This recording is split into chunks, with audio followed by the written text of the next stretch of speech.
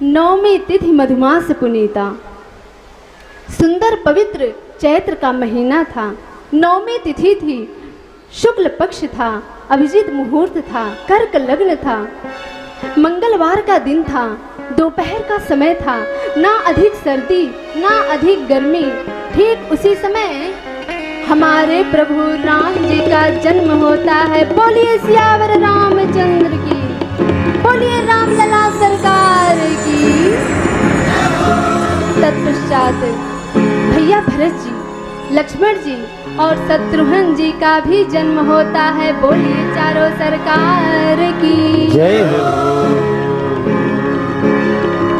आज आप लोगों के बीच में हमारे प्रभु राम जी का जन्म हुआ, लेकिन मैया शिशु रूप में नहीं हुआ, चतुर्भुज रूप में हुआ। मेरे प्रभु राम जी अपने हाथ में शंख चक्र गदा पद्म और पीतांबर धारण किए हुए मेरे प्रभु राम जी का जन्म होता है। बोलिए राम लला सरकार की जय हो। अब तो प्रभु के ऐसे विकराल स्वरूप को देखकर मैया कौशल्या जी तो घबरा गई। अच्छा, यहाँ प्रश्न यह भी उठता है कि भगवान राम जी चतुर्भुज रूप में क्यों अवतार लिए?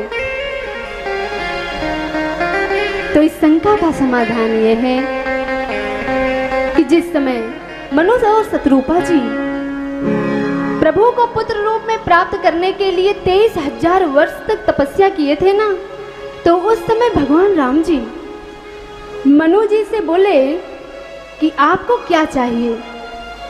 तो मनु जी ने कहा कि प्रभु आप मेरा पुत्र बनकर आइए।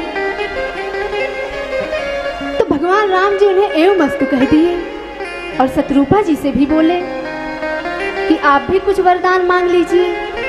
तो शत्रुपा जी ने कहा कि प्रभु जो मेरे पतिदेव को अच्छा लग रहा है ना, वही मुझे भी अच्छा लग रहा है, आप मेरा ही पुत्र बनकर आइए। लेकिन हे नाथ, मेरी एक और विनती है। वह क्या? कि मेरे अंदर से यह ज्ञान कभी न जाने पाए कि आप ब्रह्म हैं। मुझे इस बात का सदैव स्मरण रहे कि आप कोई साधारण मनुष्य नहीं हैं, आप तो साक्षात ब्रह्म हैं, नारायण हैं। तो वही शत्रुपा जी आज कौशल्या जी के रूप में है, मनु जी महाराज दशरथ जी के रूप में है। इसीलिए भगवान राम जी कौशल्या जी के सामने चतुर्भुज रूप में प्रकट होते हैं। मानो मैया को यह संकेत कर रहे हैं कि हे माँ, जिस ब्रह्म को आप पुत्र रूप में मांगने के लिए, प्राप्त करने के लिए 23,000 वर्ष तक तपस्या की थी ना, मैं वही ब्रह्म आपका पुत्र बनकर आया हूँ। आप मुझे पुत्र रूप में स्वीकार कीजिए। कौशल्या जी ने कहा कि प्रभु आपके ऐसे स्वरूप को देखकर मेरे समझ में नहीं आ रहा कि मैं आपकी स्तुति अब किस तरह से करूं। अब कह दुई कर जोरी स्तुति तोरी के विधि करहूं अनंता। कौशल्या जी ने कहा कि प्रभु मेरे तो कुछ समझ में नहीं आ रहा कि मैं आपकी स्तुति किस तरह से करूं। राम जी ने कहा माँ, आपको स्तुति करने की कोई आवश्यकता नहीं है। बोली क्यों? क्योंकि माँ, आप मुझे पुत्र रूप में प्राप्त करने के लिए ना 23,000 वर्ष तक तपस्या की थी, और आज मैं आपका पुत्र बनकर आया हूँ। आपको स्तुति करने की कोई आवश्यकता नहीं। अब इतना सुनते ही तो मैया कौशल्या जी हंसने लगी। कौशल्या जी ने कहा कि प्रभु जब मैं तपस्या की थी तब आपको पुत्र रूप में ना मांगी थी। हाँ मैया, लेकिन प्रभु आप तो पिताजी बनकर पधारे हैं। इतना बड़ा कहीं पुत्र होता है क्या?